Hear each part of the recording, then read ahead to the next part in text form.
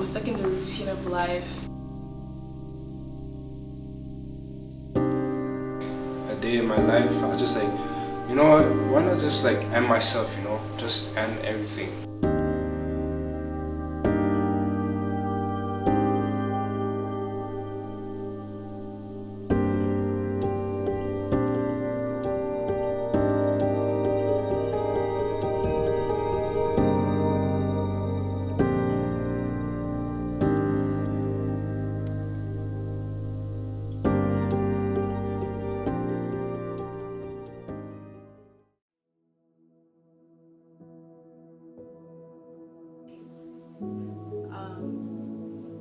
So as I was asked to do this video,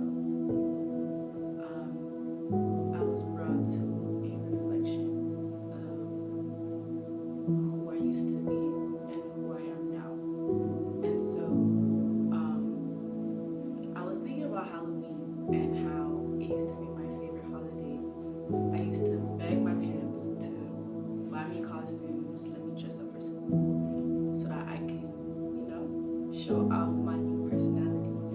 And I was thinking about it and I realized that the only reason why I truly liked Halloween was because it was the one day where I felt like I was allowed to become someone other than I was. And the root of that was that I wasn't satisfied with my true self. I remember there was a time in my life where I felt as though I was numb, I was stuck in the routine of life, and I really thought that maybe all that there was to life was going to school, maybe all that there was to life was hanging out with my friends, maybe all that there was to life was going shopping, because I love shopping, and it brought me comfort. I had my moments of joy, but I never had constant joy. It was just fleeting moments that would pass, and then the numbness would come back.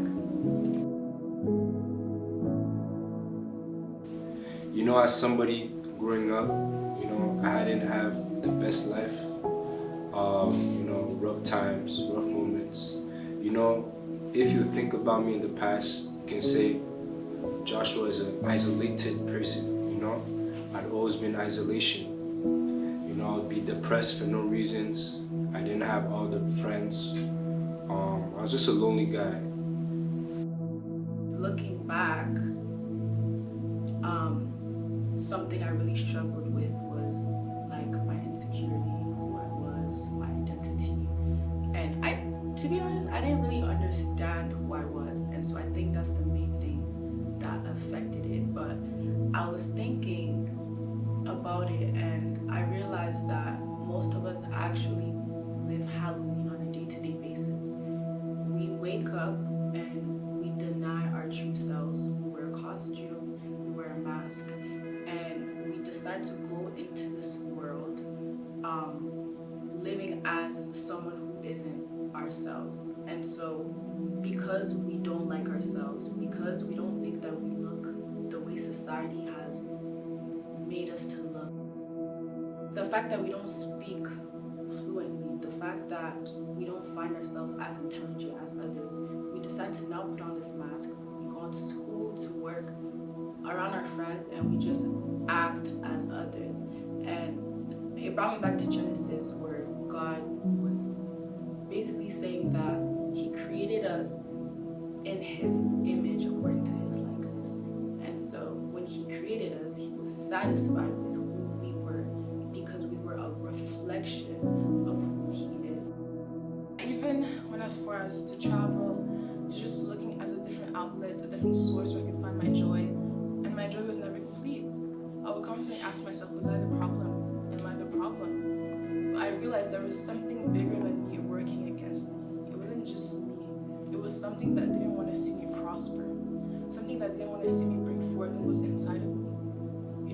Because if I had the true joy that I was meant to have, I could accomplish so many things. Everything that I had set my mind to, I could bring forth. But it was constantly a battle of trying to get out of this mindset that it's just how things are supposed to be. It's not that deep. Nobody likes their job. Nobody likes school. It's just how things are. Nobody's truly happy. But I knew people who were happy, and I wanted to be like them. One day, I said, what is the meaning of living in this life? What is the meaning of all of this? All I have is hurt, betrayal, hatred. Somebody one time showed me a verse and said, God has a plan for you. A plan to give you a hope in the future. A plan to prosper you. And that verse just stayed within me. I'm sure a lot of you want to be like them. You want to experience joy, and you're constantly asking yourself, am I the problem? But you're not the problem. You're not the problem. There's something inside of you that needs to be let out. And you just need to keep pushing, and that's what I did. And as I kept trying to push, and finally I found my true joy, I was able to become a new person. I was able to see the world through different colored glasses. And people say this all the time, you can see the world through rose-colored glasses, and it does sound stupid when you think about it, but it's truly how it is. You just start to see things differently. You start to be happy. I could finally, for the first time in my life, say that I was happy, and I wasn't lying. I remember one time my cousin asked me, are you happy? And I said, oh yeah. And he told me, oh, but you don't look happy. And it was the first time that someone had actually told me how I felt inside, and I was troubled by it because I had never realized how deeply rooted it was. So I just want to say that if you feel as though you're unhappy, if you're even considering suicide possibly, you just feel too numb, there's no reason to live, it's boring, you're used to the routine, there's more to life than the numbness you feel inside. You will experience emotions, you will feel joy, you'll feel sadness, you'll feel heartbreak, but you will feel. And that's how life is supposed to be. You're meant to feel things.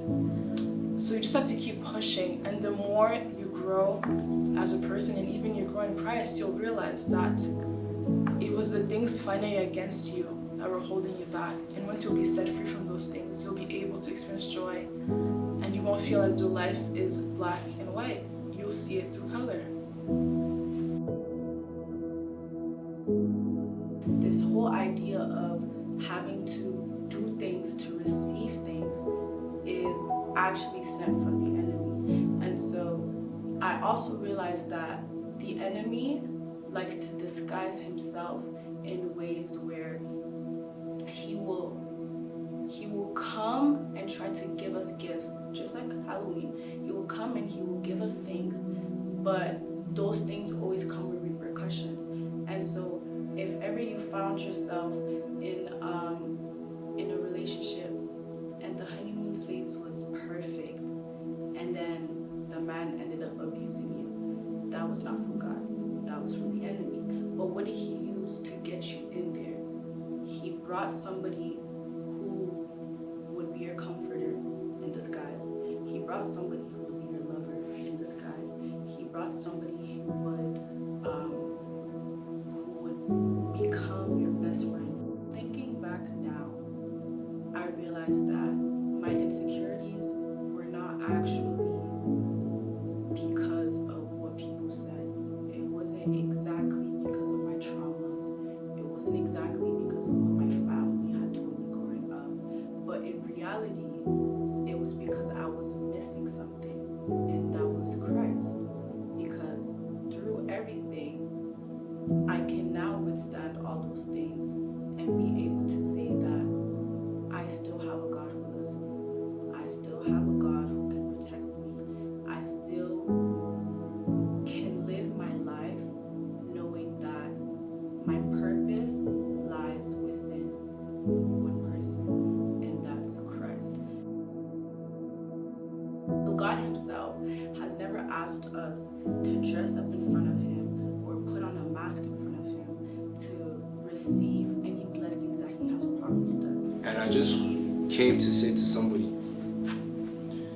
I know life has been tough, life has been rough on you, you're not motivated to stay here, but I came to encourage somebody, stay strong, stay courageous, keep going,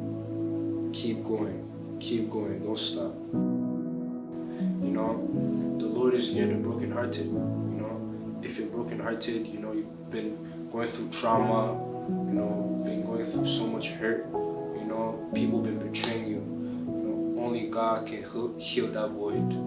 God only can heal that void. So I just want to invite somebody wherever you are, open yourself to God, and God can heal you the same way He has healed me, bring you breakthrough the same way He has bring me breakthrough, give you light the same way He has given me light in my moments of darkness. So arise and shine, for your light has come. Vulnerability is a beautiful thing. Though you may think it's okay to have this hard shell, hard exterior that whenever things happen to you, you just brush it off. Oh, it's fine. Oh, people just act this way. Oh, they didn't mean it. It is beautiful to be vulnerable. It's beautiful to cry. It's beautiful to think, to feel things. Even though you may hide it in your room and just cry alone, it is okay to be vulnerable with your friends. It's okay to tell people that you're not okay. You don't always have to pretend like you're this strong person. You don't always have to pretend like you have it all together. Whether it's because all your life your family expected you to be the strong one, they always put their burdens on you and you always had to carry the weight of everything. It is okay to be vulnerable. And there's even someone bigger than you that can carry that weight for you. He's just waiting for you to ask for his hand. He's just waiting for you to give him the rocks that you carry constantly. He's just waiting for you to allow him to step into the situation. He's just waiting for you. There is someone out there that wants to help you. He's just waiting for you to reach out to him. Hey man, I don't know what you're going through, but I just, I'm here like a brother to you. And I'm just here to just push you, just stay motivated, don't give up, keep going, I know life is hard, everything's tough, life is challenging. But keep going, don't give up, stay strong, stay strong, love yourself, do this for you, don't do this for no one, but do this for you, and let the Lord help you, in your prayers, but stay strong, keep going, stay motivated, keep having faith, keep having hope, and all be good. So as you go on to live life now, as your everyday, day-to-day, decide to knock on every door, searching for something to fill your insecurities, or will you decide to be treated by the blessings of God for free? That's it.